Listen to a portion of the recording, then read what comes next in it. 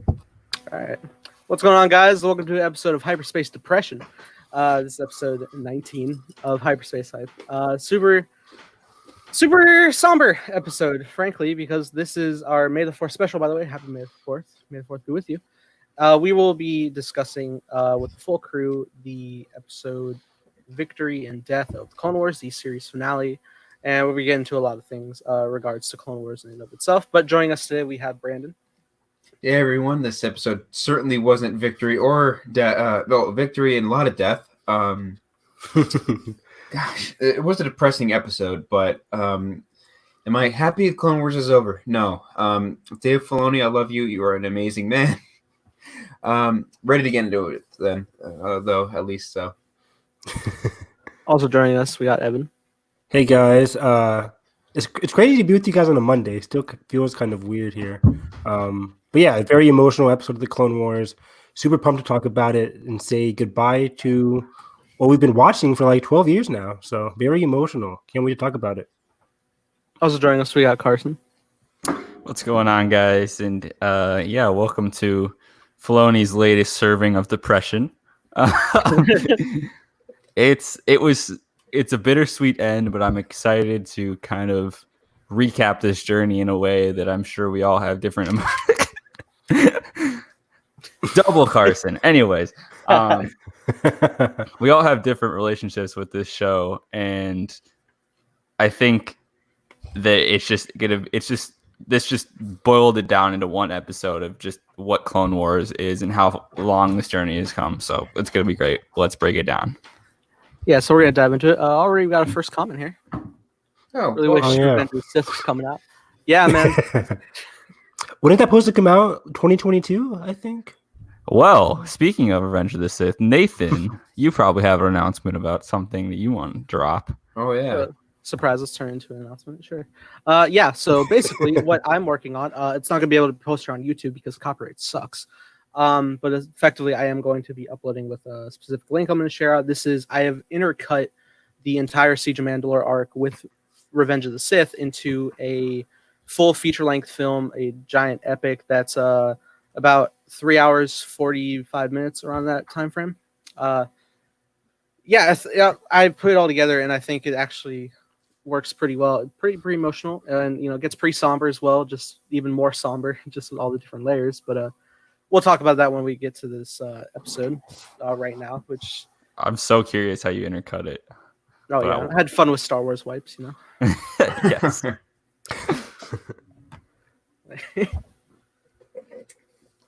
Yeah, so this episode kicked off, right from the last episode, which debunked my theory that it was Maul coming through the door. My bad. Oh, yeah. I really liked that theory. It made a lot of sense, but it also makes sense for Maul not to be involved at all because he doesn't care. Yeah, he's straight for the hyperdrive. That was pretty good. But I do like off the bat, because I mentioned it towards the end of last episode in terms of speculation, there's a whole line where Rex says the escape pods are totally gone and what's it called? The main hangars under lockdown. Mm-hmm. So I'm really glad that they followed through with that. They didn't just go to a random escape pod. They actually had to figure a way out. Yeah. Yeah, I really enjoyed I feel like because this arc is such a continuation of itself, more so than any other arc in this season and in the show, really, because it's really meant to be a one movie, essentially. Yeah. But I love how each episode kind of rebuilds itself very quickly, and you instantly you see the sparks in the door, and you're like, okay, I'm back. Oh my god, yeah. And you realize the stakes again, and it's just I love that initial just hallway scene and the banter between them of they literally don't want to kill them, and it hurts, and just seeing Ahsoka again, she's done this for 2 episodes now, of just deflecting blaster bolts out of the way and just force pushing people instead of slashing through them. Such contrast to what Maul is doing, which is so funny. The cut between Ahsoka and Rex and Maul just doing absolute carnage, and we'll dropping get to that a hyperdrive on somebody. Oh my gosh! I'll tell you what's really funny. Thinking back is like you watch Ahsoka and like she's constantly caring for the clones, and even to the very end during Order 66 she is. And I'm thinking like the very first episode of Clone Wars that they debuted, even though it's not chronologically, was the episode with Yoda and the clones, which was a very like, nice personal moment. But now I was cutting together Revenge of the Sith, and the dude's just like stabbing in their chest. I know. Yeah. That's a good point. Yeah, Rex and Obi-Wan, like at the Jedi Temple, they didn't care. Oh yeah. But no, this episode was great. I love I love Ahsoka's constant drive to just like not want to kill them because she still knows them. And it just hurts, dude. It's such a painful episode. That's even before they had the whole conversation later in the episode about like not wanting to kill them. Yeah. But I also wanted to mention, what was that track at the very beginning of the episode? We didn't even mention that before they. Was that like Order 66? So I heard it throughout while I was editing Revenge of the Sith. It's the funeral music. That's what I thought. Padme's funeral, right? Padme's funeral and Qui-Gon's. I think I heard it earlier than that. I'm not entirely sure. I think it was around the time when Obi-Wan and Yoda are in the temple after it's been sieged. It's a kind of mix of both. It's a mix of both. Yeah, no, it's that before that whole montage kicks off because we don't cut to the funeral until. I mean, this track also is like a lot more intense with its operatic score. Oh, yeah, it's definitely like remixed in a way that makes it more relevant. Absolute chills in the beginning. Yeah. Which is kind of like a totally distinctive from the last episode, even because the last episode had that whole Blade Runner thrilling kind of like it was somber at times, like when Ahsoka and Rex were walking into the ship, but it was also very like you can hear the heightened tension. This one was all like somber, slow, melodramatic in a way. It was very good. Yeah. So they end up bursting out of the room, and they're going around, trying to find their way through, and then we do cut over back to Maul, who's constantly sneaking around with the intercom. I love how he's just walking. Like he has no sense of urgency. He's just like he knows he has this. He's just walking. Yeah, he's just chilling. I love that. And we quickly learned via Maul's intercom there that that Jesse's in charge. I really like that too. Yeah. Like they had that same clone that even if you kind of forgot who he was in the past 6 seasons of the Clone Wars, you got a refresher in this arc with Maul having to interrogate him. So it makes it feel even more depressing seeing Jesse now in charge and later on fire his gun against Rex and Ahsoka. It really hurts. Exactly. And also we get the tidbit that Rex is currently unknown in terms of where his allegiance is, or at least how they've interpreted it from that room, which was interesting because we were like, okay, so what are they going to think now? Because, we'll talk later about the little attempted bait and switch that they try to pull off in the hangar. However, we're like, is that even going to be possible? Because, so many clones are right there. But I guess they didn't really, the door was closing as Rex finally woke up. So it really was kind of undetermined how he was interpreted by them. It's cool. Exactly. Yeah, I like that little tidbit where Jesse's like, what happened to Rex? And they're like, well, we don't know. We kind of saw him like the door's closed and we don't really know whose side he's on. So he's got a big Band-Aid on his head. I don't know what's going on. Yeah, so Maul enters the hyperdrive room, it turns out, and he's wrecking shop. Incredible. Of course. That was so fun to see. I mean, like the whole like combat against all the clones, like knocked the trooper's helmet in the air, caught it, deflecting fire. Like that was all great. But like the whole design in there was amazing. It reminded me almost of like Phantom Menace when they're in that room that kind of has all the different walkways and then the purple beams of light. Just like the scale of it reminded me of that a little bit in the design. Oh yeah, totally. Yeah, for me, kind of, is it the same area like where Obi-Wan went in A New Hope to turn off all the? It's kind of like that.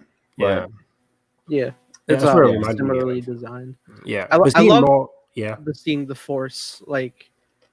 He just like he's going all out. Like as soon as he ripped up the control panel in the center. And just like knocked the dead clone's corpse to the side. That was intense. Oh, when he grabs the helmet off the guy and starts deflecting, like, using that as a shield. That was freaking awesome. That was incredible. I said last week that, I was like, well, it's another one of those things that's like subtle. He's ripping apart the ship, literally ripping the Republic from the inside out in this, very small instance of just a single ship. But then I'm like, we heard about the Whitworth quote last week of like, oh, there's going to be another quote unquote hallway scene. And we're like, what could that be? And then we get to this and I'm like, oh my God, the ship is going down because of Maul. Yeah. And it makes so much sense too, because we were like, even in speculation last week, we were like, they can't go to Coruscant because that's like going straight to the Lion's Den. And we didn't end up seeing Obi-Wan's message, but even during the episode, I got the sense that like there's no way they can go to Coruscant to what's going to happen. And also, they're in hyperdrive, so they need a way to get out of hyperdrive too. And Maul kind of solves both of those in one huge emotion there. Mm-hmm. Yeah. You gotta talk about the hyperdrive, like the moment where they come out of hyperdrive. I thought that was like really spectacular animation of like, because we've seen ships fall to hyperspace before. Correct me if I'm wrong. Yeah, but it really wasn't as like just like crashing as this. This was like falling out of hyperspace. Exactly. They've never been really forced out of hyperspace. Like you get a real sense of the internal damage of the ship. Mm-hmm. And the officers were like, "Oh shit, what is going on?" Yeah, it was amazing. It reminded me of this one shot in Star Wars Rebels where at the beginning of the episode, what's her name? Hera was trying to talk to the Mandalorians, but they fire at her and they almost kill her. But then Hera comes out of hyperspace and her whole ship is like damaged, and it's so heartbreaking to see that. And then similar to this one, you see the whole ship now hugely damaged as it goes towards that planet. And as soon as I saw that planet, I was like, "Is this the same planet where Rex was at the where they find him in Star Wars Rebels in seasons 2? Because it looked very similar, but I think it's a totally different planet." I was kind of thrown off at first because, like, just like from the look of it, I instantly was like, "Oh, where we're going, Tatooine again?" I thought it was Dantooine for a second. I was like, "Wait, hold up."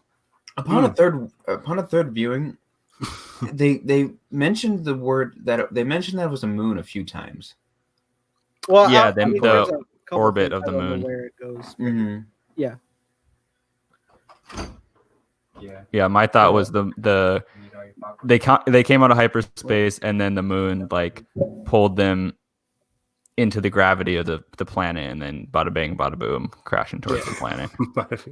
It's not a space station; it's a moon. It's so tragic. So many people are losing their lives, but bada bing, bada boom.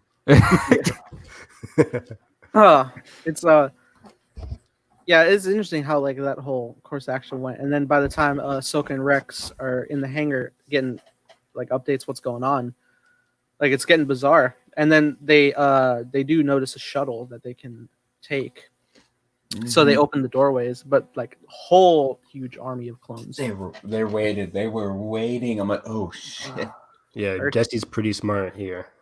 Mm-hmm. It was kind of beautiful, and it sucked that it was beautiful because it was like, and even we get the wonderful line from Rex of like, I would almost be proud of them if they weren't trying to kill us. I can't remember. Oh yeah, the exact line. So perfect and so haunting that like, I just got chills during this whole sequence because I love that it's like all of a sudden they come out and they're literally stuck in this place, and then we get the whole conversation between the two. This is their heart to heart.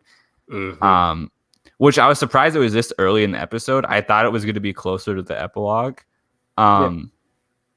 But it really worked as kind of the midpoint of the episode, which it really feels like the climax of a full film.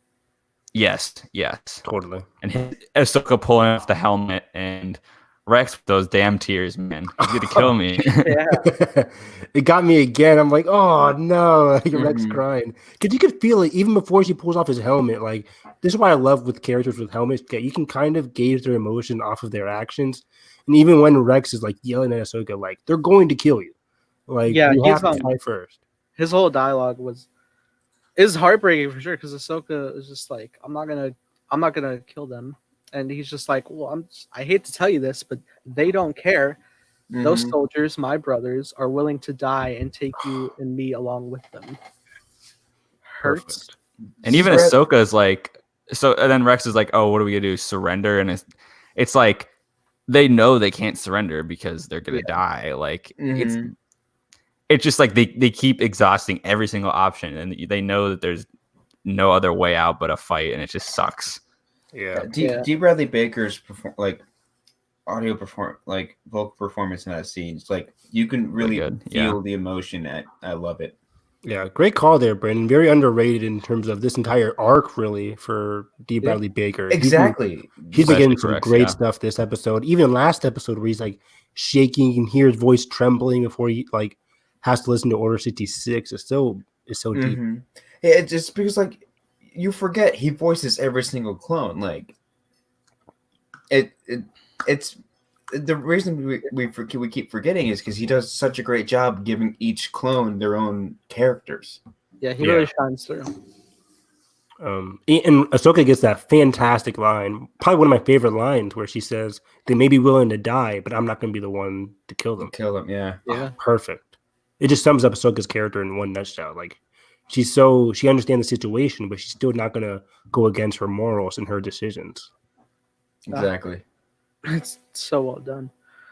So they ultimately decide on a plan where, since it's still vague on what happened with Rex to the clones, they decide, okay, I'm going to pretend I'm still under the whole Order 66, escort Ahsoka in, but try to convince them that Ahsoka is no longer a Jedi. And for a second, I was like, hopefully that works. You want to believe it can. Yeah. It kind of felt like it was working at first, too. Kind of. I mean, right off the bat, I got the sense that this was similar to Anakin's plan in the very first episode. I don't know if she was like really like, okay, I mean, she was a Padawan to Anakin, so all of her plans really are going to be kind of similar to Anakin's in that sense. And she was just buying time because, like we said in the last week's episode, there's no way that this plan could work. Like, this is Order 66.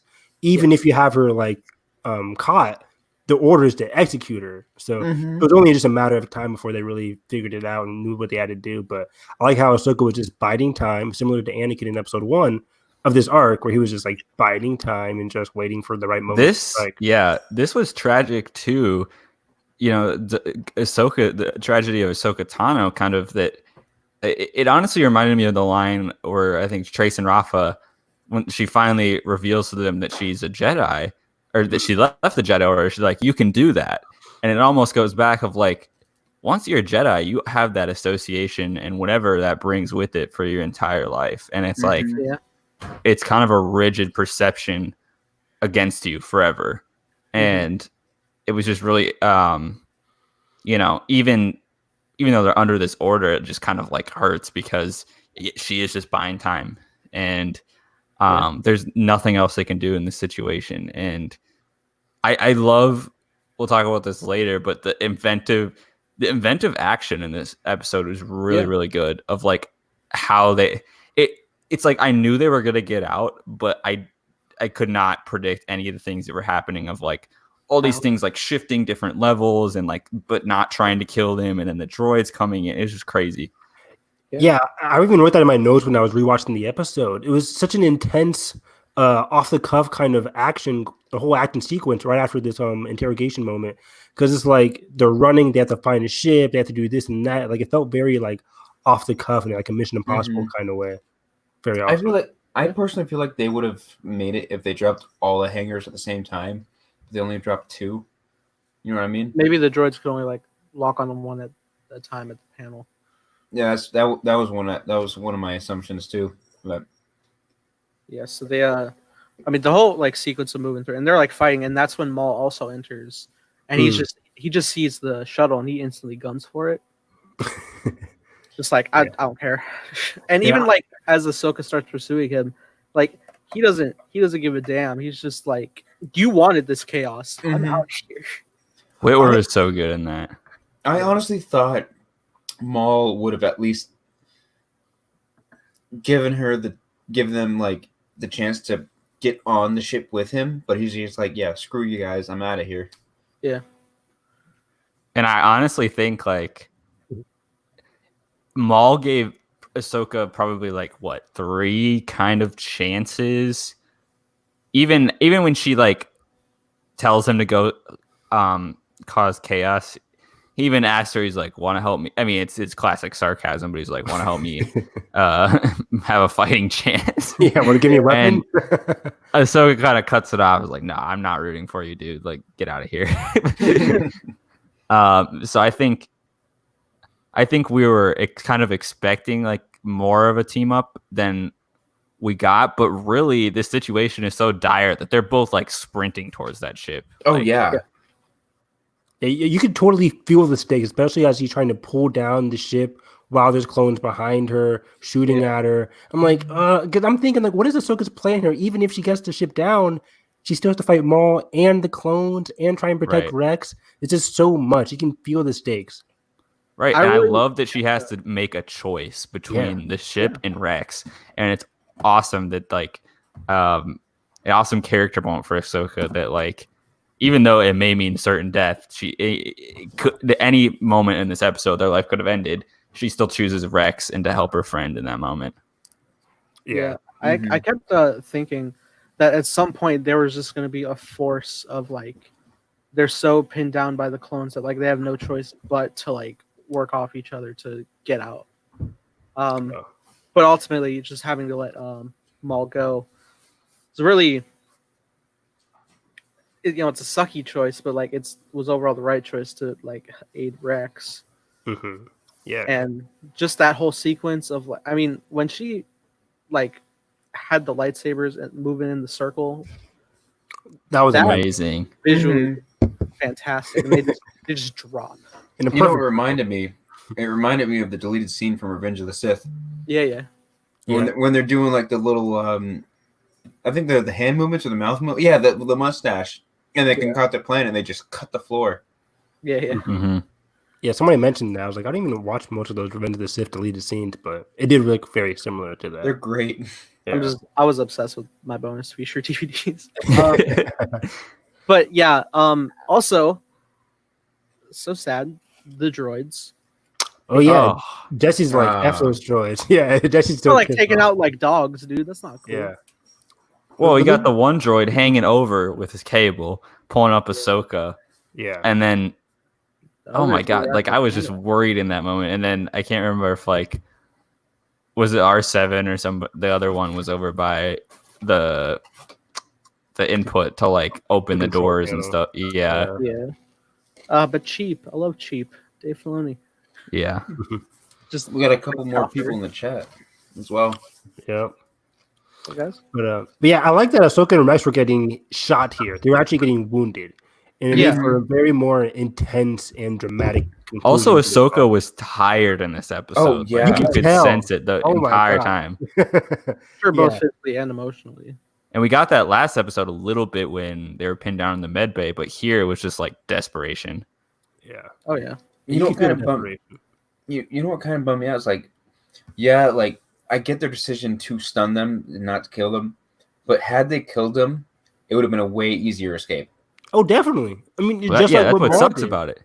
Yeah, like Maul made it so simple just to kill them all and just steal Ahsoka's ship and just run away. It was very simple for Maul. He was even Yeah, he walking was around. fluid. Yeah, I don't He think just he was kept even pushing forward every time. exactly. He wasn't even batting a sweat. But that's why we love the Jedi and people like Rex. They're just still like they're like us. Like they would do what we would do. We wouldn't shoot our own friends. Like Maul has no connection to these guys, so he could care less. He just decapitating them, cutting their arms off or whatever. Cut Yeah. to Yoda and Obi-Wan at the temple. Yeah. Oh, yeah. Good point. You got that one guy. Oh, look, guys, I'm Han Solo. With the lightsaber just stabbed through his chest. Yeah. Oh, God. But Ahsoka and Rex specifically, they have some Yeah. good morals that we can uphold and appreciate for what they're doing. But yeah, Definitely. especially once they reach that bottom hangar, you can really feel the desperation there because they run out of options. There are no They're ships. looking. They're looking for just any random ship that remote. And they fall Rex in the maintenance hangar. They're Yeah. like, all these are under maintenance. like They I could find just one Y-wing way off in the distance. yeah, like I could just put myself in that hangar with them with all the tension, like not having a clue what to do, and they find just one random like a Y ship. I forget what it's called, like a bomber ship. That's a And they use Y-wing. that It's early Y-wing. Yeah, that's a Y ship. Y-wing, yeah.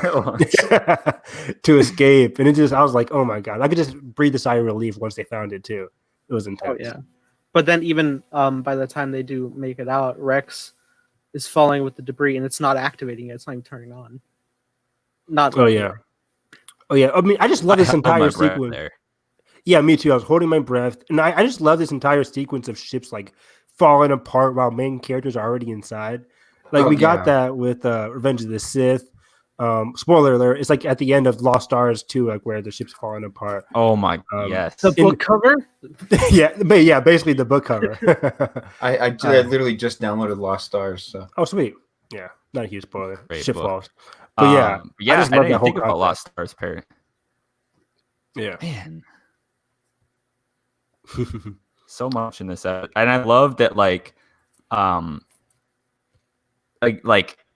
it ties back to the start of the Siege of Mandalore arc.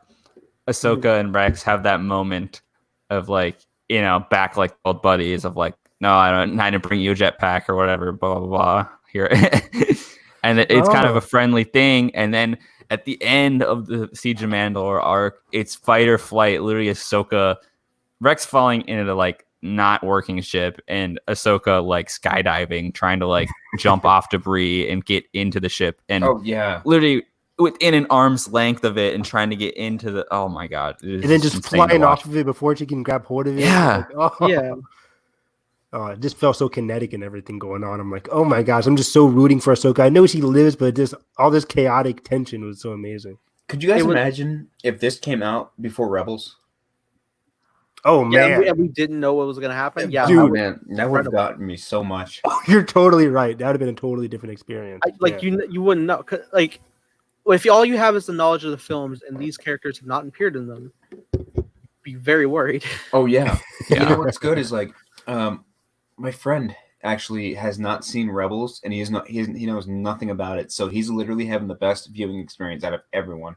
Wow, yeah, that is a great viewing experience. So it's it was very intense, and it's a really like, it's fascinating because like that's ultimately like the big loud act. That's the last of the loud action of the whole arc. Then by that point, they're both just sitting in the Y-wing, and they're just like really somber about the events that just happened. Mm-hmm. Because the whole ship's gone down. Every trooper that was on it just goes down, and the decision to not leave was amazing. Like, it just followed it to the ground, you know. And it just that's where it fades to black, and then we come back, and it's just over the downed Minotaur. And yeah, do that aerial view, which is so incredible. How did you guys feel about that scene? How did you guys feel about that scene where they're watching it go down, not having any like music? Oh, it was hard. It just made it feel. It made it feel way more real. Mm-hmm. Yeah. Yeah, it's horrible. It's kind of like when it goes silent in Last Jedi, of just during Holdo's moment. You can just hear yourself, and it's like, oh my god, like it's real. Like, yeah. And so it does come back to the scene, and initially you see Rex with a pack on, and he's walking up to the ship with a shovel. Great shot. I didn't even like see it at first, but yeah, he had a shovel. He had a shovel. Had to bury all of his brothers. You just look back, and Ahsoka's just in a hood, just staring at, and you could just already see all the pillars of pipes and just spare debris that they propped up for the clones' helmets. And it's not until like you really like get the reverse overshot that you see the burial of all of the bodies. Yeah, and I don't know, it's not like a direct parallel, but I love that you know, we get this shot of Anakin, the famous shot of the clones following Anakin up to the temple. Yeah. Yeah. And then they're behind him, following him, and then the burial of the dead clones are in front of Ahsoka. It's kind of a good. Wow. I saw a similar parallel to that was aside from the burial of the clones, the same clones were stood before Ahsoka, like when they were first presented with the face paint when she first got there. And it's just that mirroring is just very tragic. And the whole music track and the finale, which I'm so happy they released the score. Thank goodness. The track's called "Burying the Dead." Ooh. It's Ahsoka's somber. It's like a depressing version of Ahsoka's theme, and I love it. It's so perfect. It's so hard, and like to say what you brought up earlier, Evan, the Blade Runner feel, like this felt like Blade Runner 2049 is ending when I went to see it. Oh, I felt the same way too. I was heartbroken. I was just like, yeah. I was just in a constant state of retrospective by the end. But it's haunting. It's a haunting score, and I love those are some of the best scores, especially like if you're like writing to it or something. Yeah. It's great. Yeah, I was rewatching this, and funny enough, Nathan, I was thinking as I was listening to that score, I'm like, it sounds so familiar to me. But I might have to re-listen to the Blade Runner 2049 track at the end there, because I could see kind of like a little comparison there, a similarity there to it. It's very like somber, but also kind of hopeful too, which is also similar to Blade Runner 2049's ending, somber but hopeful. Yeah. Yeah, I was fully expecting him to pan over and Ryan Gosling laying on some steps. I don't get any context of what's being said right now. Go watch them. Have you not seen Blade Runner? I totally forgot. Oh yeah, geez, you and Nathan. Anyways, Yeah, well, absolutely. you haven't seen some movies, but anyways, I'm getting better. I wanted to say real quick though, like I really love this whole graveyard shot because it's not only like the death of the clones, not only the death of the friends that Ahsoka and Rex knew specifically, but this point in the timeline, even I guess once Order 66 is even mentioned, it's kind of like the death of the clones in general. It's the death of everything they've come to know and love, which we got last episode where Rex says we wouldn't have been people if it wasn't for the Clone Wars. Well, now the Clone Wars is over. And guess what? So are the clones. They're dead. Yeah, It's well, so heartbreaking. I don't know if it's still canon now, but what they would let the clones do, they would either let them stay in their Empire service or they would let them retire. I don't know if that's I mean, it would merge for sure. And then Yeah. they stop the cloning production and just start the recruitment of people around the galaxy. Exactly. That's what I was going to say. Yeah, I think the Emperor was like, yeah, you've fulfilled your purpose now. There's no use to continue clone manufacturing. And I think what like the whole thing behind that is I think it would be the viewpoint of getting the galaxy on board with the Empire to like, fight for them, like something to fight for stuff. Right.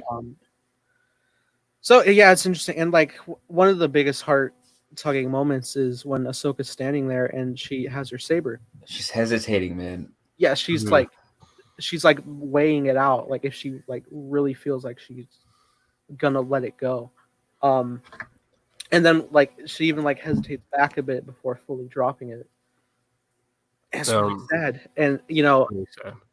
I know it's primarily like also in a factor to signify like stay in hiding that like Ahsoka died here, but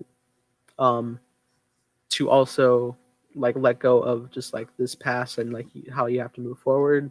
She's also reborn, Yeah. And somebody just asked how the Emperor was able to get the chips and the troopers. So it was actually it was an implant at birth. They pretty much programmed the Kaminoans. The Kaminoans pretty much put it in the code to where when they're born, an inhibitor chip is put inside them. So, yep.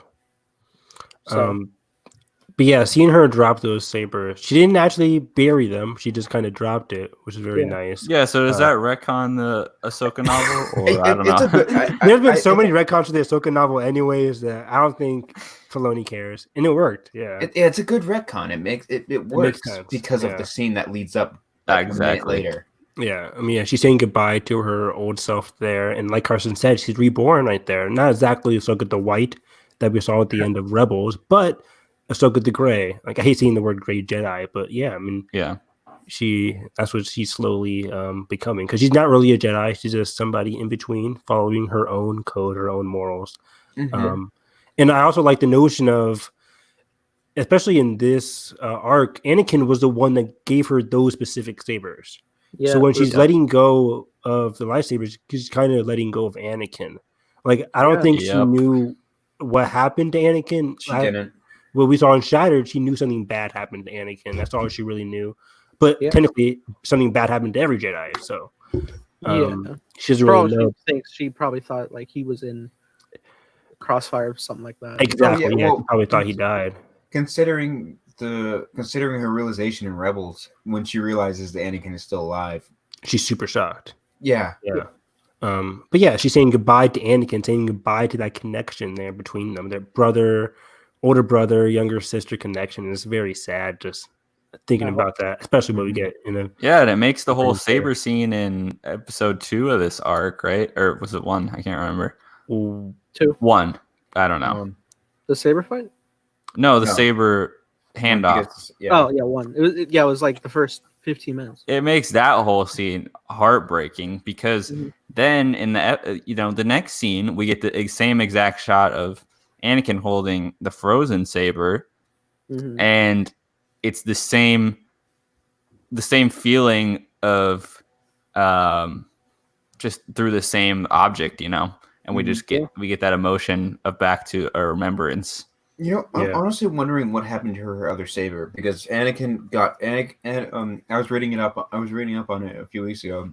Did she lose it in the crash? No, it was on her hip. As soon as she got in the Y-wing. Okay. Interesting. Maybe that just maybe she buried that one and then just dropped that other one. Yeah. Yeah, probably she buried it, and then the other one she was like, I need to make it look like me and Rex died here. Mm-hmm. So Yeah. Oh. It's But then by the time that acceptance happens with Ahsoka, and then you fade over and you just see the Imperial shuttle come down, we're just it's done. We're in the oppression of the Empire now. And we find out it's the same planet, but now it's engulfed in snow. Mhm. Snow troopers. Love that. And they do that exact same shot, that aerial view of the red Venator, right over. except in snow, not in dust. And it's so fascinating seeing the interpretation of the Empire format in the Clone Wars style. Yeah. I love the Rebel style. I know a lot of people like give flack to the Rebel animation, but I think it's beautiful. I tweeted earlier, I love how it embraces more of the aesthetic of the Ralph McQuarrie concept arts. Definitely. Especially with Vader. I love Vader's outfit. Yeah. And even the Stormtroopers too, with like their longer frowns and stuff. Mm-hmm. Yeah. Now, guys, question for you: do you guys think the Emperor tasked him on this mission to go figure what happened to the ship, or do you think he went on his own? Great question, dude. I think he went on his own. I feel like this was a personal mission for Vader. No, I don't think he told Palpatine like, "Hey, can I have a personal day?" I don't think he told Palpatine that. I'm sure he's on like specific missions already, and he just like adds on. Exactly. Yeah, he's on a specific mission, and then he just goes on his own and does his thing. I mean, this was half of the 501st. This is half of his own troopers, so it kind of makes sense to see what happened there. And as we learn, kind of like this is not too far off from Anakin becoming Vader. Mm-hmm. So it's early on. He has this kind of freedom. It makes sense. And we see his eye too, and it makes me just want to like reread Lords of the Sith, actually, of like we get that internal like monologue and stuff in Lords of the Sith of like kind of his doubts and kind of Anakin coming through. Mm-hmm. And it very much reminded me of a time where there's still a fight of Anakin there, or at least there appears to be. I don't know. What do you guys think? Totally. The sense of like when he picks up the saber, right then it's a sense of remembrance, just like the care he has in handling. It's not just like, oh yeah. Yeah, me and Brandon were really talking the physicality of it. Yeah, the physicality. Yeah. You don't see Vader like watching that entire scene. I just pictured Anakin just like kneeling down, grabbing the saber. It's so poetic seeing the imagery of it's Darth Vader, but with the blue lightsaber that Anakin gifted. And like even when he's brushing off the snow, you can see his fingers like bending the way it's supposed to. It's like you don't see like a human, because they're robotic. Yeah. You don't see it as like a robotic movement. Yes, this hurts.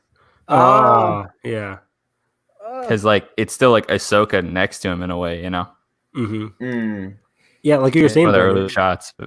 It's very sentimental. Season 1 or Clone Wars movie.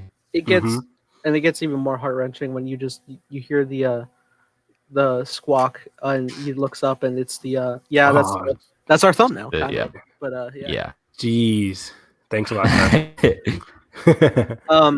But yeah, he looks up and he sees the same type of owl-like bird that. I Yeah. wonder who called that.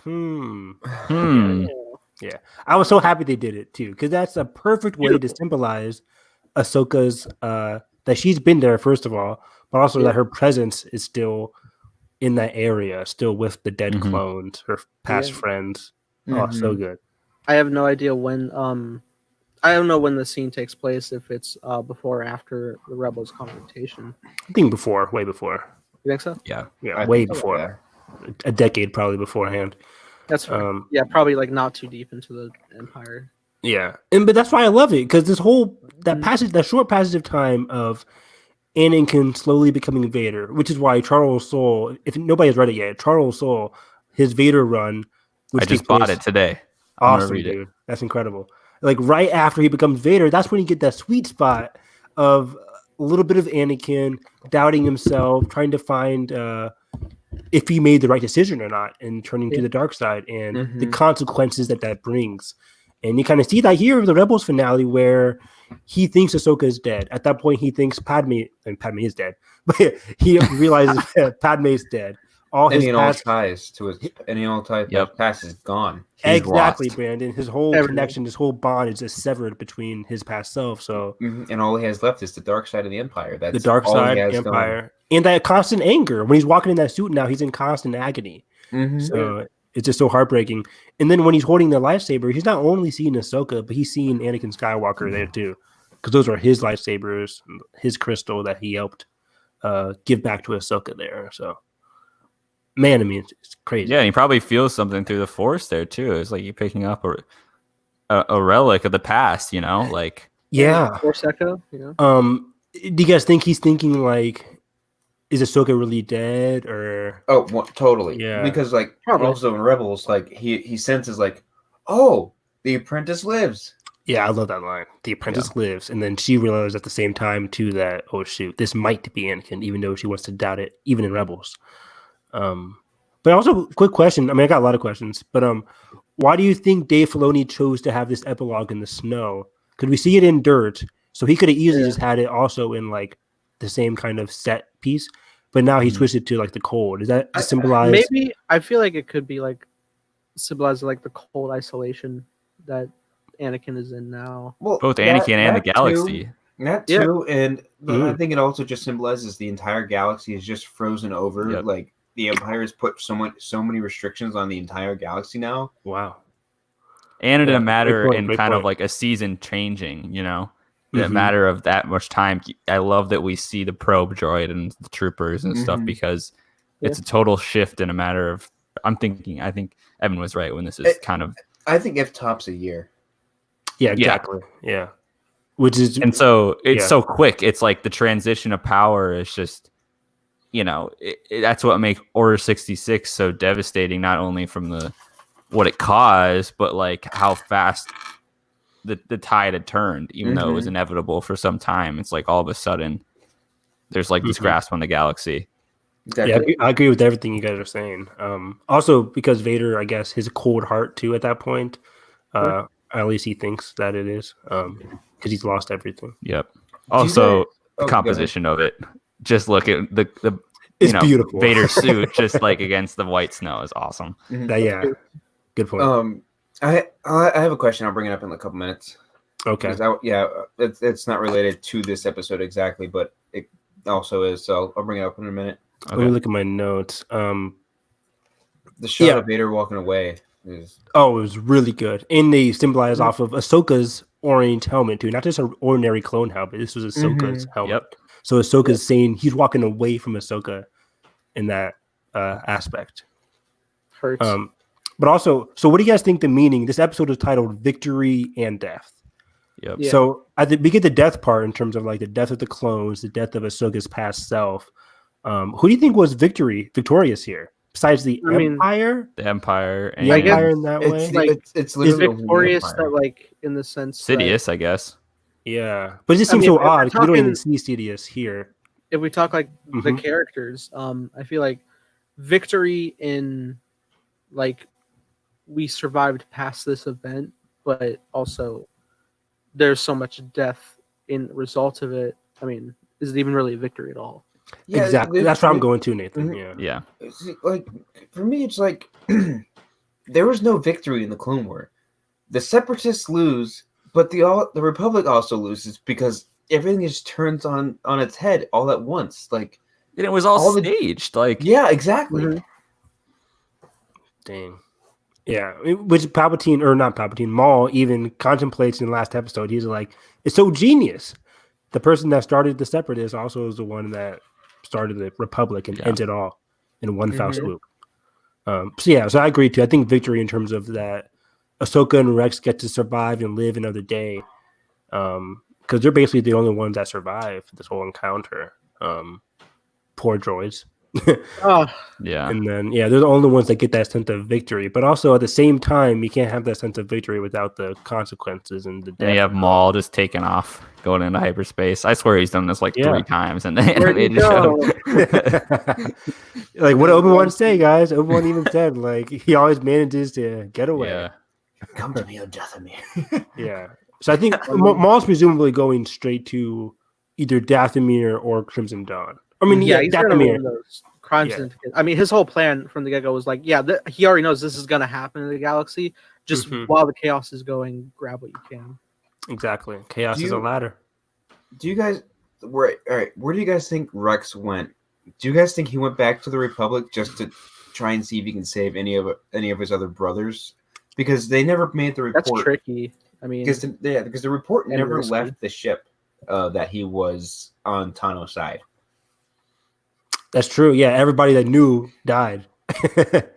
So I mean, I guess like he meets up with 2 other clones by Rebels. Wolf and Greg, and I know for a fact they didn't know about the chips.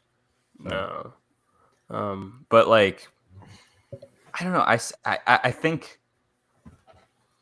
think Rex in that moment realizes it's over almost, and it's like, I feel like by the time he gets to the other clones, it's kind of like a blessing that maybe he didn't think he was going to get to, but he did. I don't know. He must be feeling huge survivor's what's it called? Survivor's remorse. Guilt. Survivor's guilt. Yeah. Where he's thinking like, I'm the only clone basically that's not that, as far as he thinks right now, he's the only clone that hasn't succumbed to Order 66. Yeah, he's the only one. It's such an interesting perspective with survivor's guilt, like the fact of okay, of all this disaster I made it, but at the same time having to live with the pain and knowledge of that. Exactly. Like at what cost? It could be just as like weighing on how everything is. So yeah. Oh, and it's like episode. with Obi-Wan too. It's like the same kind of, obviously different perspectives, but it's there. I'm sure he's struggling mentally during this time.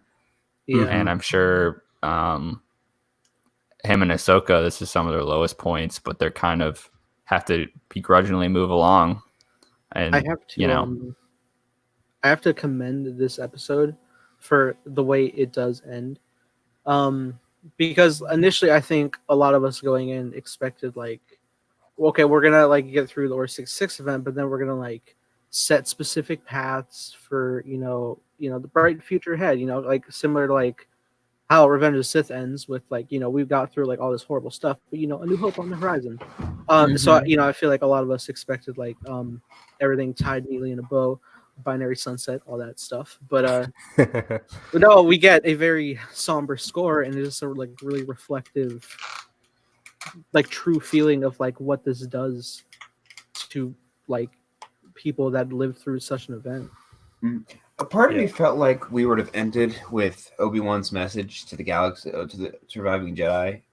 I feel like that would have been great. But it would have, for sure. Yeah. But yeah, also, like Nathan said, this was a very unique ending in that sense, where it wasn't very hopeful at all. I mean, it's a great segue to Rebels, which is way more of a hopeful show, even though it takes place during the Empire. It's not hopeful, but I would say that it encapsulates all of the consequences and the current state of mind where everybody is at.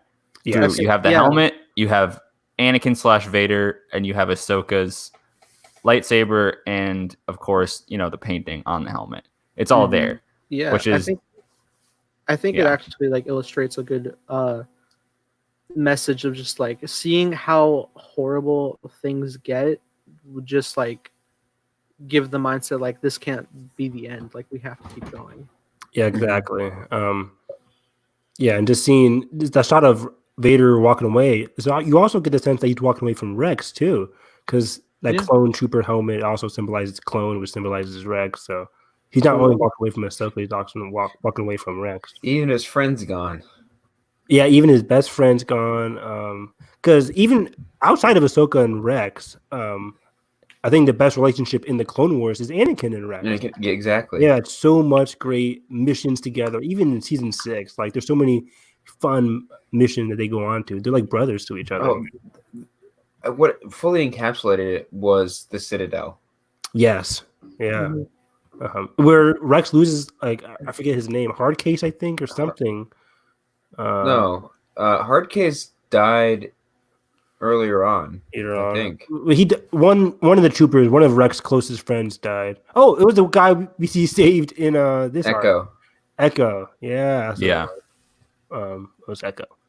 So Yeah. I kind of Mhm. I kind of noticed like what a sad progression through the arc was the first episode Ahsoka gets last moments with Anakin, the following episode last moments Obi-Wan, following last moments Yoda, and then by the final episode there is nobody. Thanks a lot, Nathan. Holy I'm sorry. that hits deep. Yeah. Oh. And the sad part is that they could have talked more. Like Ahsoka and Yoda, Ahsoka and Mace Jedi Council, they could have talked more. Except they were both hiding things from each other in the last episode. No, I'm sorry, citizen. Yeah, I'm sorry, yes. citizen. Screw off, Mace. Yeah, as he gets electrocuted. This is literally all his fault. You know what sucks is I can see Sam Jackson saying that. Yeah, me too. I know, right? Oh man. But overall, I feel like as somber as it is, it's kind of the way this show needed to end. Not necessarily how we wanted it, or like probably viewed it even before this episode aired. Of like, I know a lot of people are like, I love that it ended like this, but a lot of people are like, oh, but what about these other things? Or what about Plo Koon? Like kind of just a more bigger picture galaxy stuff. And I think it did that well enough just with seeing the Empire's presence in the snow and all that. And I think I feel like this epilogue was focused enough on our characters, not like, because sometimes it like will just zoom out and like we'll be like looking at like galaxy wide things. But I think it needed to stay focused like this, and I was totally convinced by the end of the scene. Yeah, exactly. Absolutely. Yeah, that's why all my predictions were like I really needed to end with Ahsoka and Rex, the two main characters. Yeah. Even as Filoni kept on nailing that home throughout this past 12 episodes, he's like, this has been Rex and Ahsoka's story, and it needs to end that way. Absolutely. So I'm so glad. And maybe grateful for the Bad Batch arc and the Ahsoka arc. I really did. Exactly, because that helped benefit Rex's arc and Ahsoka's arc and where they're at this time period. Exactly. So, well, I mean, there's a natural progression for our talking, but like we did get a comment. I don't want to like lose it in the past. I read it too. Yeah, exactly. Yeah, I read that. So are we done talking about victory in depth? I think so. I mean, we'll circle back probably. Yeah, we'll circle back. But yeah, we're good. So we got the question from Alexander. Now the Clone Wars is fully done. 2 questions: favorite season of the Clone Wars and why? Favorite 3 arcs / episodes. I'm gonna have to look through what episodes are in which season. Yeah, I know. I keep forgetting. Like in regards to that, I can't pick a favorite season really. Yeah, I just rewatched. It's kind of fresh in my mind. That's why I think I can be confident in saying season 5. I think I want to say season 5 because it has some of my favorite episodes in. Is the Mortis arc in season 5 or? See, that's an interesting 3. I think 3 or 4. Okay, that's the interesting thing about the Clone Wars is that they have a lot of great highs, but I can't say the season because sometimes there's 22 episodes, and some of the episodes in season 5 have like those droid episodes, which George Lucas loves, and I give him credit for that. They're unique for sure, but it's not ones I tend to rewatch at all. If I were to pick, I can't do seasons. I can do arcs for sure. Yeah, let's do arcs. I mean, like top would probably be Mortis. I love Mortis so much. It's so good. Yeah. I mean, I would toss Siege of Mandalore in. I really would. Definitely. I feel like it's fantastic. I mean, and the whole Ahsoka on the Run arc. Oh yeah, masterclass. Yeah. It was the end of Let's see. I can't remember. Season This is 5. because she's not in season 6. Okay. For me, it's season 4 for sure. My favorite arcs would have to be Umbara, the Citadel, and I guess I'm gonna have to say either the brothers arc where Maul is basically taking over Mandalore, because that arc is freaking amazing. Yeah, that's great. And if I had to pick a fourth, it's definitely this one. But I want to decide to choose this one as a movie instead of an arc. Well, Brandon, season three both has the Citadel arc and Mortis arc back to back. Yeah. Mhm. Now I'm just gonna queue up the But, arcs on Disney Plus. season 4 has Umbara, and they have they have Umbara, and then they have the Slaves of the Republic, and then they have the one where Anakin is basically where Obi-Wan fakes his death and has. I love that arc. That's so much fun. Awesome. It's so much fun because that's like I basically think of that as a Cad Bane arc, and Cad Bane's so good in that one. Yeah. Definitely my favorite bounty hunter episode was the box. Oh Yeah, me too. The box is so good. And people don't like the box, but I like the box. How it's simple and very unique and very cool. Mm-hmm. But yeah, I think season 5 because we go from the Siege of Mandalore, I guess the pre-Siege of Mandalore, where Obi-Wan infiltrates and he tries to recuse the team, but Maul sets a trap for him. I think it's called the episode "The Lawless," where the team tragically dies. Yeah, the Lawless. Obi-Wan escapes, and you get that great shot of Obi-Wan opening the doors, and he sees all that chaos in front of him. Yeah, fantastic. And then you have one of the literally best lightsaber fights ever between Palpatine, Savage Press, and Maul. Yes, it's top 5 for me, or top 10. I shouldn't say so top good. 5. Yeah, top 10. It's so good. I like I like the exploration and the arc with the slavers with Anakin. That was a pretty good arc. I think that's okay. It's not one of I my like favorites. I like to see the viewpoint with Anakin. Oh yeah, but yeah, his viewpoint there because it's so good. That was really new to Ahsoka because she didn't really know about Anakin's past that much. So she's kind of asking Obi-Wan like, "What's Anakin so angry about? This is not really the Anakin I know." And, I love the Return of the Jedi callback in that episode where it's like, "You leave me no choice, Highness," and then R2 just shoots their sabers out. I'm like, I love it. Yeah, and then they continue to get captured anyways. You're right. So another arc that I really love is the progression of it's the beginning of season 4 where they had to fight underwater for the Mon Calas. You like that? I love that arc. Wow. Yeah, that arc is amazing. I can't stand it. I'm not a huge fan of Prince. What's the prince's name? Little Prince Timor. Yeah, it's I really like it's it. just an okay arc. Yeah. The water animation is pretty good. Yeah, I like the battling down there. It's insane. The battling is unique. That shark is so awesome. The shark just ripping people in. But he's very cartoonish too. It's like I'm just gonna kill everybody. I'm like, okay. Right. And then another arc that hasn't been mentioned, because of course I love all these arcs. Me too. They'd probably be my top 3 arcs have already been mentioned. But the Yoda arc in season 6, like the last episodes, which is incredible. When it's a lot of Force stuff, but it's great. And speaking of season 6, I totally forgot to mention the 5's arc. The 5's arc, yep. We forgot. How did we forget the 5's arc? That's probably like my second favorite. That's actually my favorite arc. Oh, favorite top. Okay. Yeah. So I have a lot of fun with the I had a lot of fun with the Younglings arc. Oh yeah. It was good. Yeah, I'm not saying it's like the best of all time. Evan's like, LOL, Gunji died. It was good. It was good. I did not skip that one of my rewatch. I rewatched it because I was interested in seeing how Ahsoka takes care of Padawans, I guess. I mean, I think the best is the start with the whole Kyber crystals on Ilum. Yeah. That one was kind of fun because they go to the Kyber crystals. They all try and learn about themselves. That's really fun. Yeah. And then it ventures into space, and they're trying to leave, Hondo, but then Hondo shows up, and I love Hondo. Yeah. Hondo that gets awesome. That gets really crazy. Cool. I love the lightsaber droid on the ship, voiced by voiced by who? David Tennant. Oh yes. Oh, that is David Tennant. Yeah. What's the episode where they had to train these villagers to fight? It's like every other against these. episode. Yeah, I remember in that. episode 4. No, that's what makes you remind me of. Was Sakura? Yeah, no. No, Yes. it's like no, those no, like no, little the it's a one- different like, one. It's a different one. aliens. The Yeah, tiny like- little. Yeah, they go help out Oh. the tiny little aliens, Ahsoka, The little Anakin, monkey and people? Rex. Yeah. Who can like Yeah. spin in a ball to run. It's really Yeah, funny. but their leader is like a really good example because he's like, nah, we do not want you here. Like, get it. do not bring more. Oh, they're already here. No, you see, Oh. the way he speaks is so like it's like I can't do accent. I don't know, but like you can't come in here. Like, what are you doing? And who He sounds who like gets a high- injured during that arc? Someone gets injured, Anakin. and And he gets Yeah. the one he gets. Yeah, they had to like not make him OP, so they had to injure him.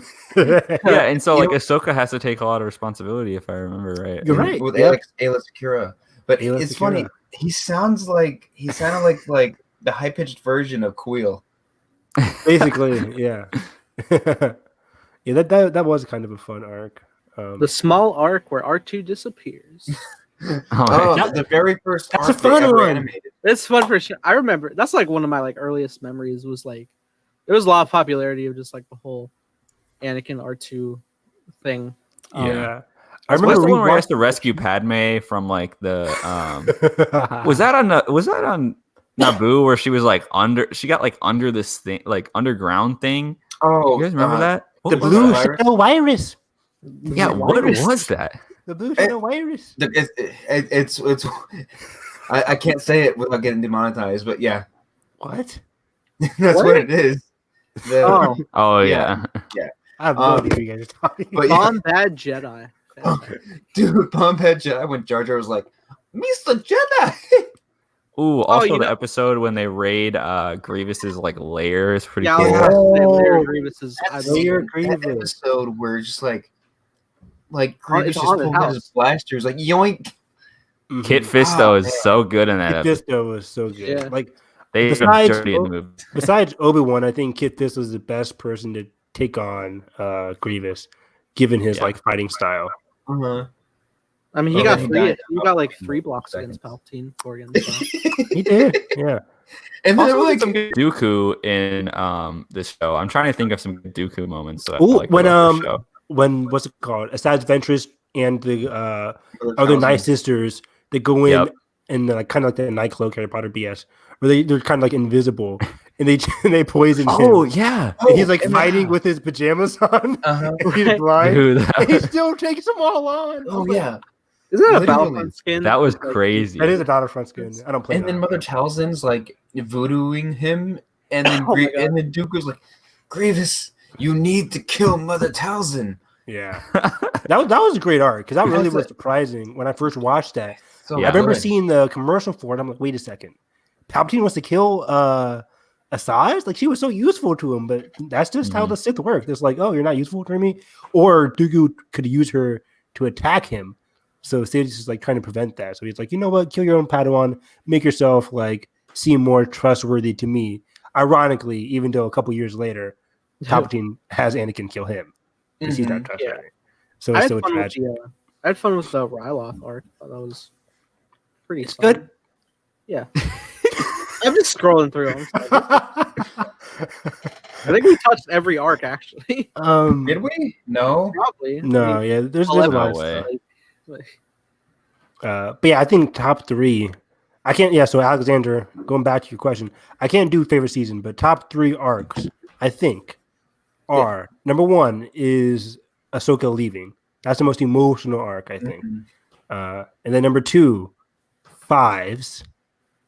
Fives leaving, and then number 3. No. Number 2 Fives is Mortis. dying. Number 2 is Mortis. 3 is Fives. Hey, who remembers the little? I two go with that episodes- same order, honestly. Who remembers the Cool, 2 cool. episodes where freaking C-3PO and R2-D2 start talking to tree people, and like activating like this, like they go with yeah. with what's his name, Huh? the clone that lost his I don't know eye. why, but I'm. Not Wolf. Oh, I don't know. Gregor. No, Gregor's. No, Wolf. Yeah, Wolf. Wolf's like they're trying to provide like some kind of relief for these people, Mm-hmm. and C-3PO and R2-D2 go like they lost the translator because they just left and they start like Such a activating, George talking to the episode. tree people. I'm like, what? I don't remember that episode at all. I think You I make me skipped think that of the one. episode where Jar Jar becomes like a misinterpreted Jedi when him just Bombad jumping Jedi. around. I hated that episode. I hated It's that so one. funny. It's Was so it Mace bad. in that episode? Yep. Yes. Mace was Yeah. in there too. And I had to watch Mace kind of awkwardly like, Jar Jar, what are you doing? Oh, It's so Who- bad. who remembers when like freaking Jar Jar has a girlfriend? Yeah, that was And like weird. you see his girlfriend, I'm like, what? Yeah. Because she invites him over with Mace. And she's like, I only trust Jar Jar. Mace is like, Mother, I'm the Jedi here. Yeah. Like, what are you trusting Jar Jar Mace for? disappeared. And it's so funny because even in the arc, Jar Jar kind of like, if he was just doing his thing, he probably would have got more information than Mace. But Mace was so annoyed that he kept barging in at the wrong times. And Jar Jar's like, she was just about to tell me the information. And Mace is like, well, I didn't know what was going on. So I love how he calls him Master and Mace. yeah, Master. What's the arc when very funny arc. does it Cad Bane or some other bounty hunter like breaks into the The Jedi Temple. Yeah, that one's cool. I Cad Bane, love Holocron that. heist. Is that Hostage Crisis, right? Yeah, It's the Holocron Yeah. heist and the Hostage Crisis. I love those. Were they the first two introductions to Cad Bane? Was that? Yes, it was. Wasn't that Yep. was that the one where think Palpatine's so. looking for the Force children? That's later on. That's another Cad Bane arc, but yeah, he's Okay. yeah. The Holocron heist is part of that. Yeah. Oh, you're right. Yeah, it is actually part of that arc. I like that arc a lot.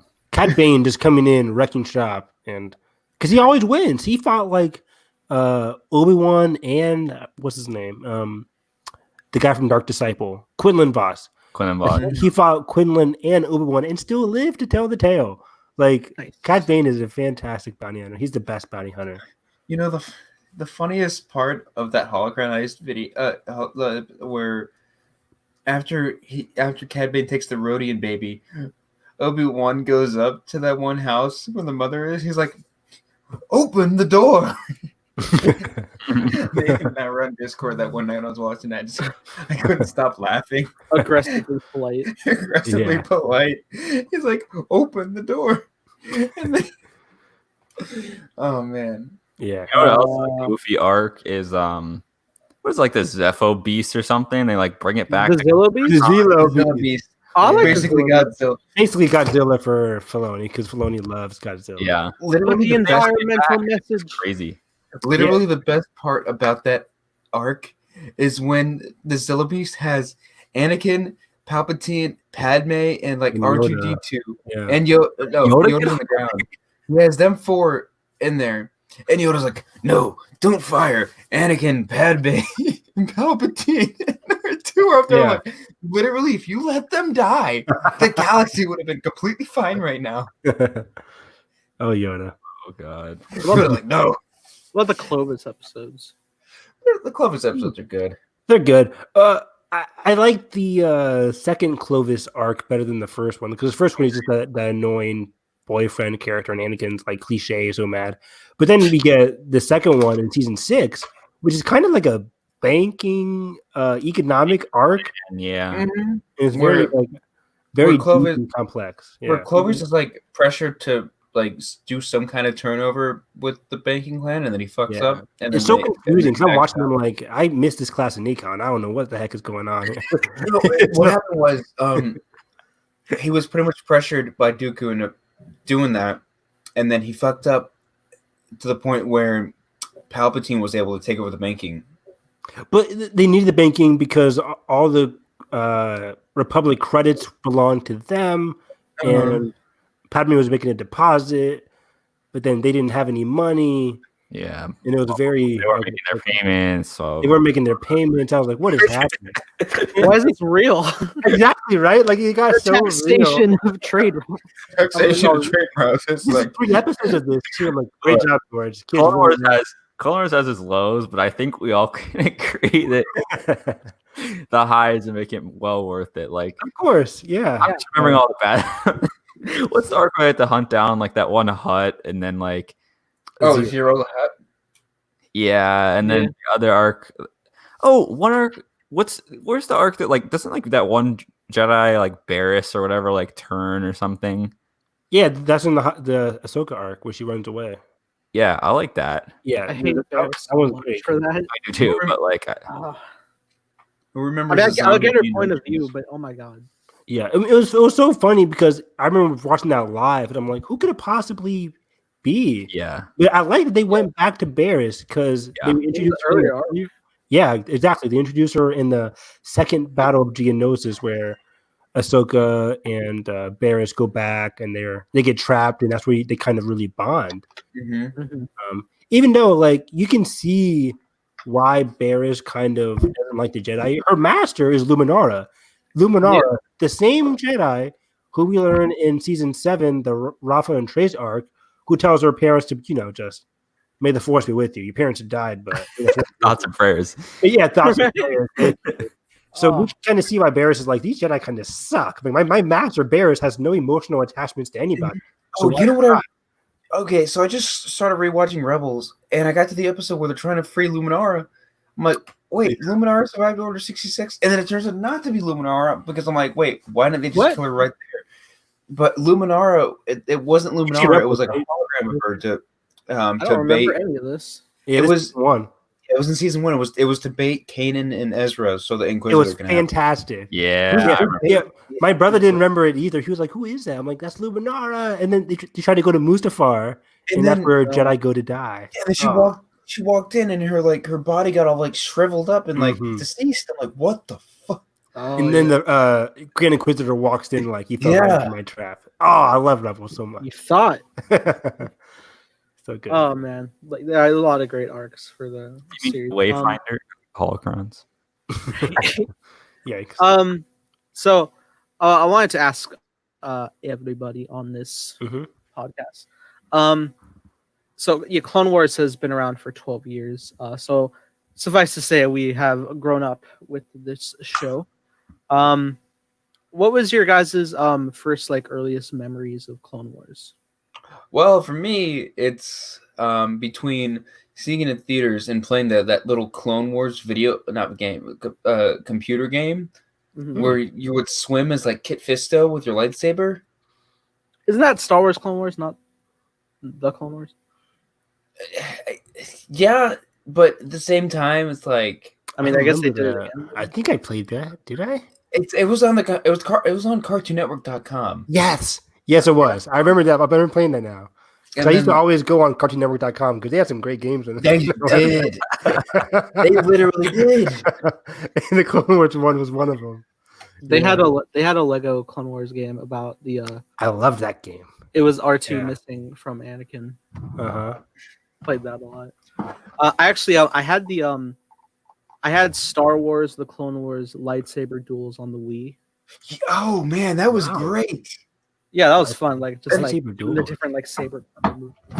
There was this game. I think it's called Republic Heroes. I used to play the shit out of that on the Wii. And I was I would always play that one clone mission where you're running basically through the desert, shooting the droids. Because I hated using the Jedi in that because like being the clones, I always chose Gree because he was like my favorite color was green, and just like when you were just able to just shoot the droids from a distance, it was great. Oh. Yeah, see, I don't remember like all these like side details about like the games and stuff, but I remember like vividly like watching it as it was airing, but Mhm. like I wasn't like actively watching it every week, but I remember just like, watching Cartoon Network and just like, oh, Star Wars is on. It wasn't even implicitly like, oh, the Clone Wars is on, because I wasn't like versed in the fandom of Star Wars back in the day. Oh, you sorry. This was it. Oh, Okay. I never played that. Oh, I have man, a- it was really? I became like a really big fan of Clone Wars not until like 2014 or 15 actually, Mhm. Interesting. where it was finally starting to come out on Netflix, I believe, and so I watched the Clone Wars movie, and then I just binged the entire show like twice through because Yeah. So you didn't go see the Clone Wars movie in theaters? yeah. no. I did. Okay. Evan, Interesting. Evan, you did, right? So Of course, yeah. I didn't see it in theaters because I had no knowledge of it Okay. being in theaters. I ended up finding it on DVD. You would have A-listed that one. Oh my Yeah. gosh. If I God, was it seems like older. ancient history. Don't say that. Yeah, no, I watched the movie, and that was like my peak interest in Clone Wars. Was like I watched that movie a lot because you're just a child. You don't know quality. You're just like, hey, this seems fun. That was my mindset. I don't even hate the movie. Ahsoka, like You guys were so innocent. Stuff. So some good stuff in that movie. Honestly threw me off because I'm like, when I saw it in theaters, you just see Ahsoka walk down there. I'm like, wait, Anakin didn't have a Padawan, and then that's what made it so great. Them dragging out this entire series is because you realize, okay, it makes sense that he did have a Padawan, and it makes sense how they wrapped her story up. I think I was like so intrigued in it because I just recognized so much. I was like, oh, Anakin, Obi-Wan, Dooku, Right. Jabba, like Little Jabba. right? Rhoda the Hutt. We'll call him Stinky, sure. What happened to Stinky by episode 6?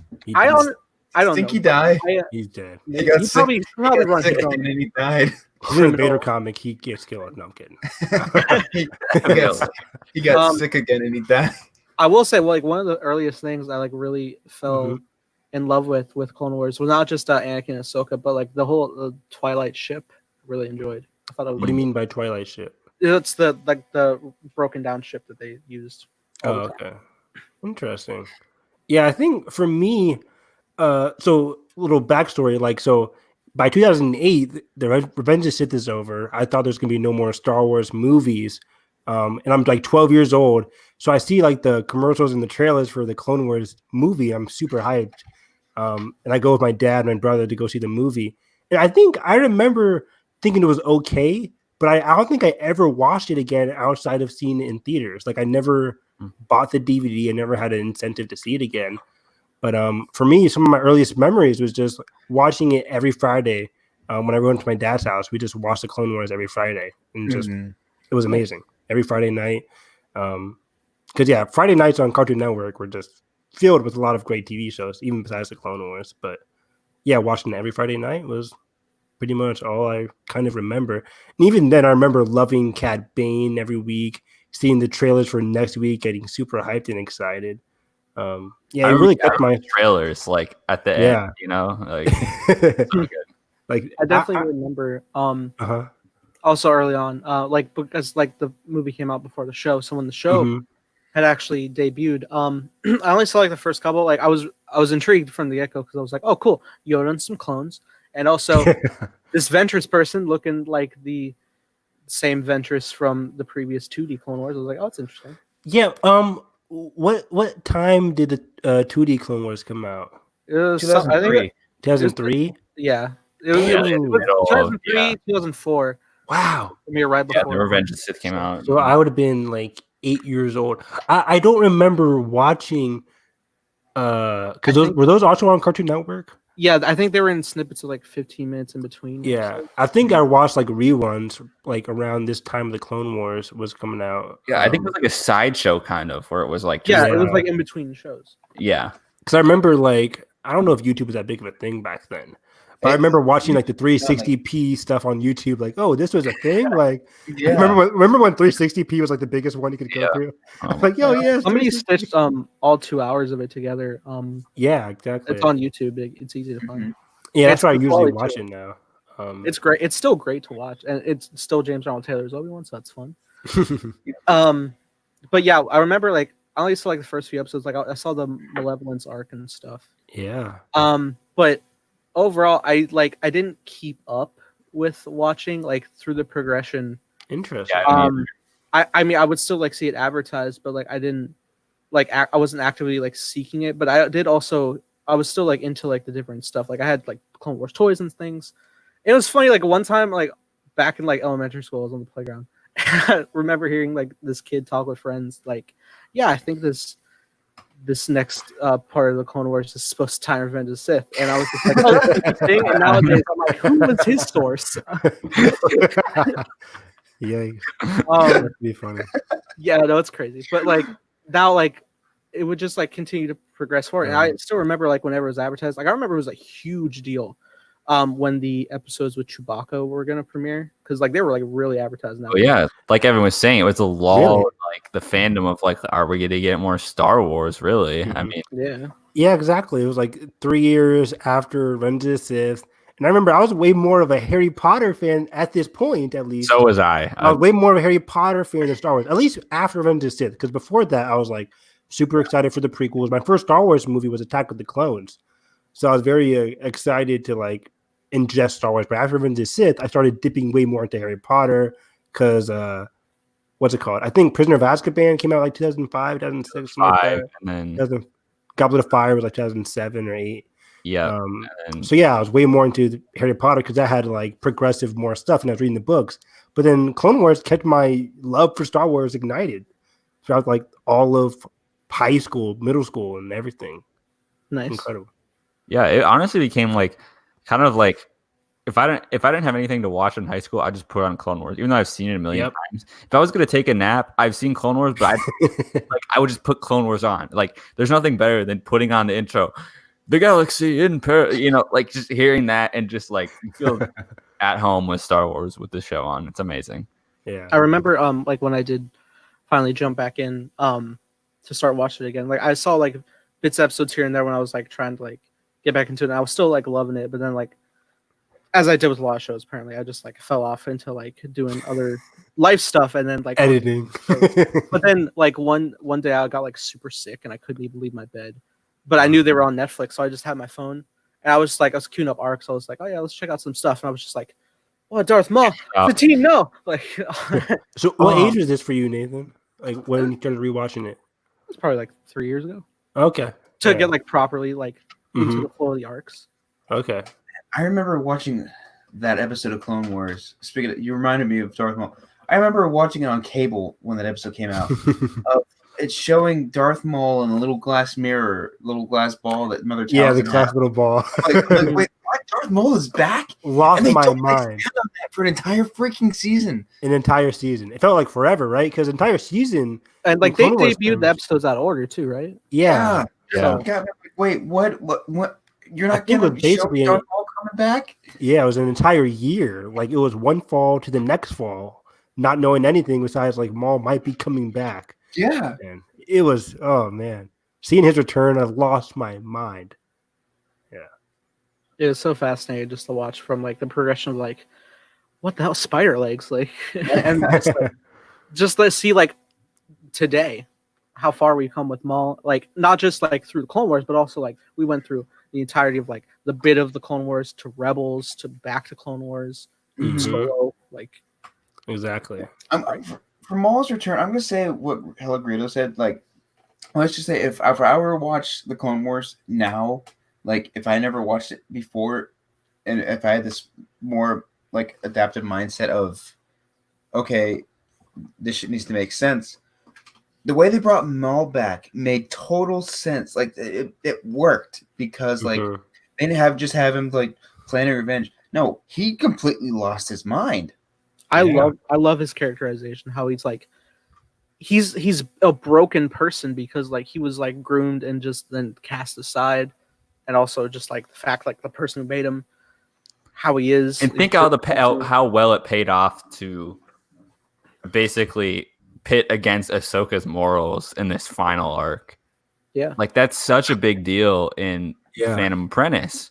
Like it's such a big deal of how Maul essentially tries to relate with her and tries to use that against her. They're so similar. Maul got ejected by this Sith. Ahsoka chose to leave the Jedi.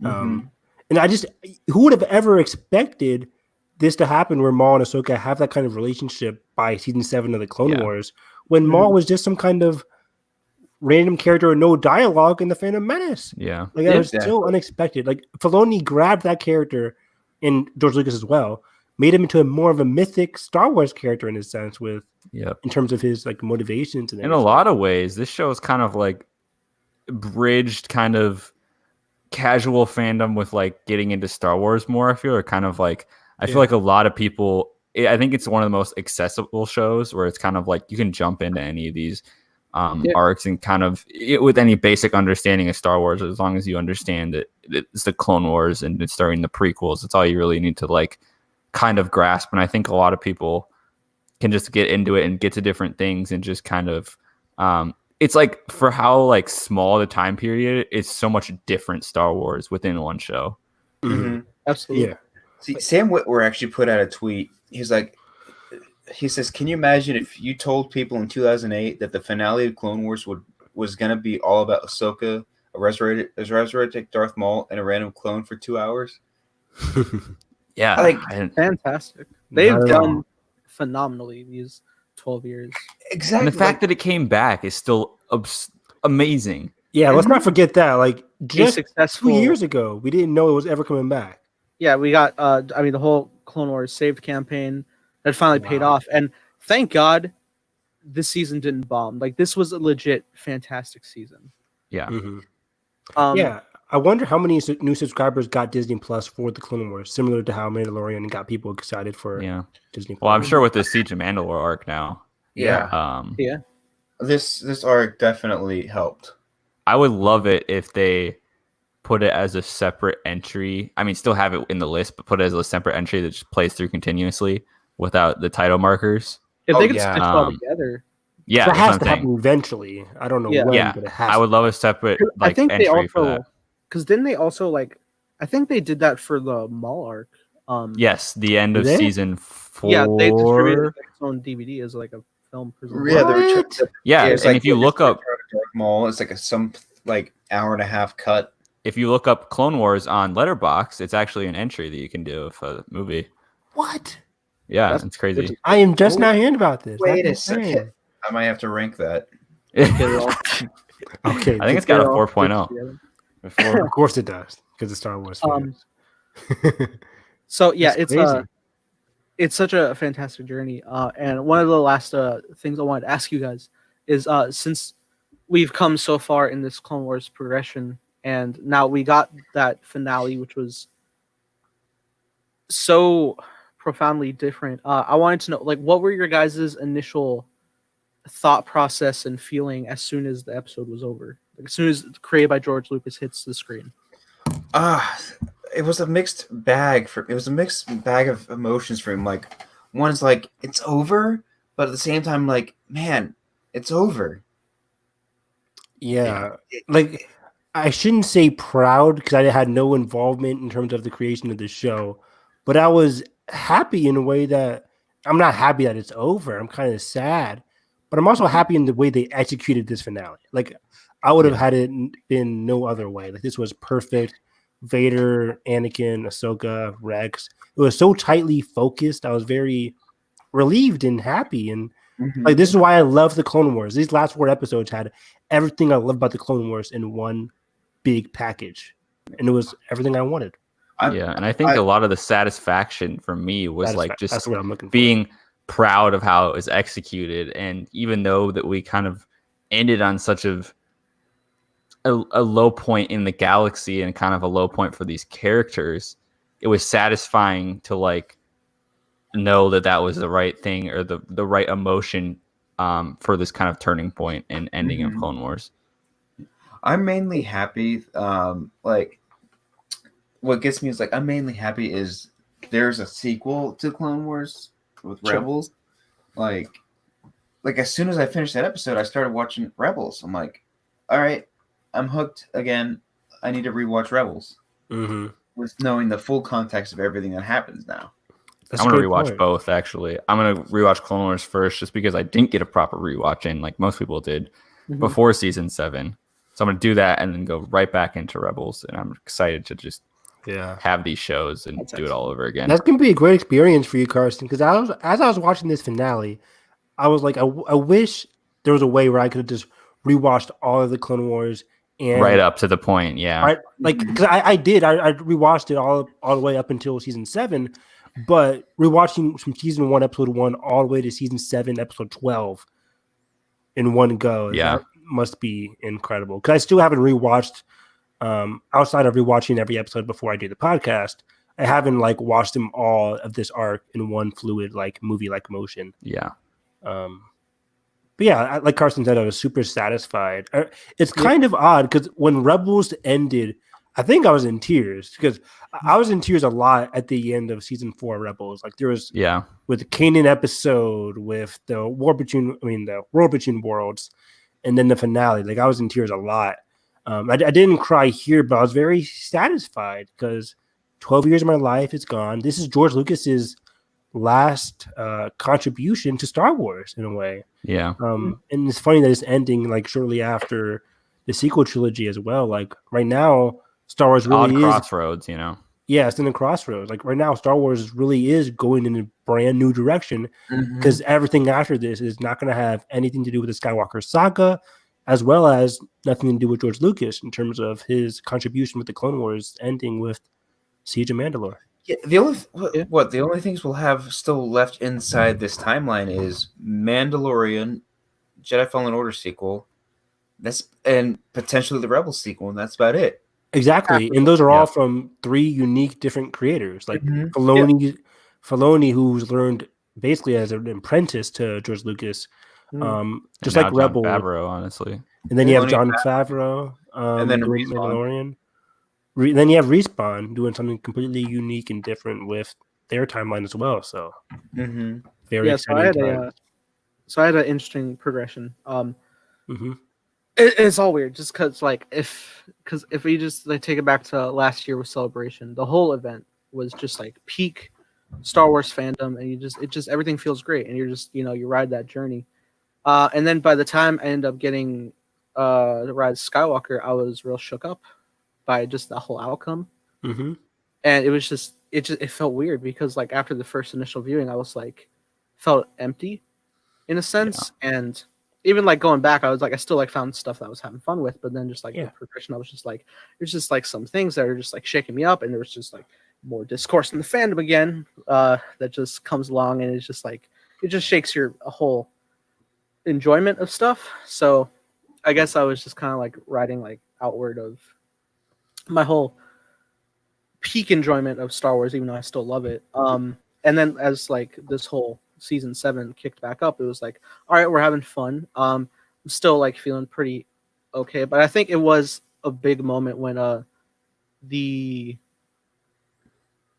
first part of Siege of Mandalore in Old Friends Not Forgotten, when they do make that Revenge of the Sith connection, because that was such a big film of my childhood that just like really like locked me back in, and also just like the whole progression of Clone Wars. So like by the time I got to the end of this episode, it also left me with a feeling of different expectation, but not in the bad sense. Like I still kind of felt that emptiness, but like a meaningful emptiness. I feel that exact same way, Nathan. I couldn't have said it better. Because after Rise of Skywalker, I also felt empty, especially in terms of like what is Star Wars mythic potential. Because I felt like that was missing in Rise of Skywalker. And then kind of like before Clone Wars came back, there was like a month gap where I was just trying to find new things to love again. But then Clone Wars roped me back in, kind of like John Wick. I'm just brought back into this world here. And yeah, by this end of Siege of Mandalore, I really felt the mythic potential really rise up. Like just like with Filoni and his messages with Star Wars and what that gives viewers to think about. Just with his epilogue alone, those last 3 minutes were very deep, meaningful, powerful, and they meant a lot, not just to the characters, but to the viewers as well.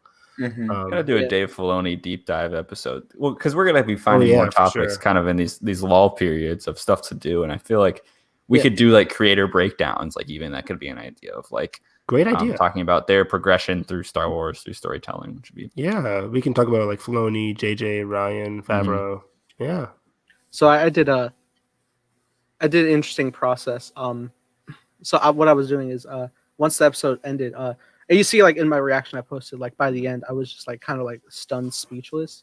I didn't know what to like really make of all this, but I knew like I definitely thought it was pretty profound. And then like even when I went immediately into editing, I was just like, this is nuts. And I just also feeling like remembering just like the whole music of the final scene, I was like, oh, that's pretty great. And then what I did is I queued up that track and I played it like 20 times in a row because it's just so well done.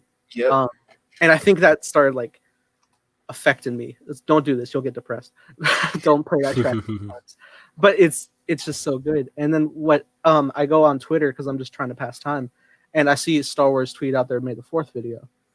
And so I don't know if you guys saw it, but like I went to go watch Yeah. it, and it's Yeah, just, uh, oh my god, that hit me so hard. Like while I was playing, I burst into tears.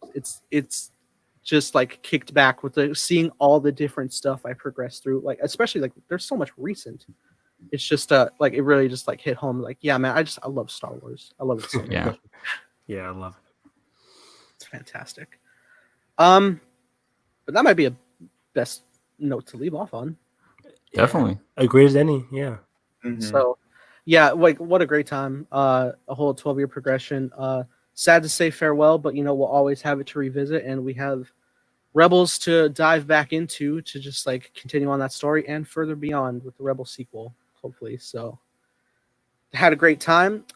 Just gonna close off with the whole crew. Brandon, closing thoughts. Where can they find you? You guys can find me at Phantasmic Ears, FANTASMIC Ears on Twitter. I'm just at a. I know we talked about this episode pretty much for the past hour and a half, but at the end of it, I'm speechless. I'm at a loss for words, and thank you, Dave Filoni, for an emotional and heartfelt 12 years.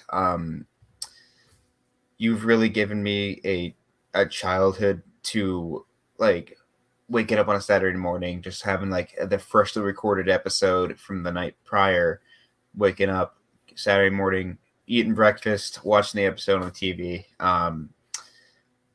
It's just one of the things in my childhood that I was able to really enjoy. So thank you, Dave Filoni, for everything. All right, Evan, closing thoughts. Where can they find you? You guys can find me at Harris EV9, posting a lot of GIFs about the epilogue from the Siege of Mandalore. And yeah, I had a lot of fun talking every single episode with you guys. It's similar to how we dissected every episode of Mandalorian. It's always fun to dig into individual episodes, and I'm very excited to do that in the future. But yeah, this whole show, this whole series meant a lot for me. Really ignited my love for Star Wars, like I was saying earlier during the drought before Disney bought Star Wars, before I even knew there was going to be even more Star Wars. I just loved watching every Clone Wars growing up over these past 12 years. So yeah. Carson, closing thoughts. Where can they find you? You guys can find me on Twitter at the Force Critic, and yeah, just echoing everything you guys have said. It's as I was mentioning before. It's just like I think it reaches our childhoods and our different aspects of Star Wars that we love so much. And for me, it was a big factor in reigniting my love for Star Wars after, Disney bought the property. I and hearing about the build up to The Force Awakens, it was like one of those things that it kind of brought me back to be reinvesting in everything Star Wars, even though, the era is way behind what the sequel trilogy was. They were so apart in time. It really kind of built back up my understanding and expectations and, the potential of what Star Wars can be. And I'm so proud and thankful for that. All right. And as always, you can find me and the entire crew. Links in the description below. I had already did my retrospective deep dive, so we'll just leave it off there. So that being said, guys, if you enjoyed the podcast, join us here every time this week. Hit the like button, subscribe if you're not already. And that being said, hope you have a great day. May the Force be with you always.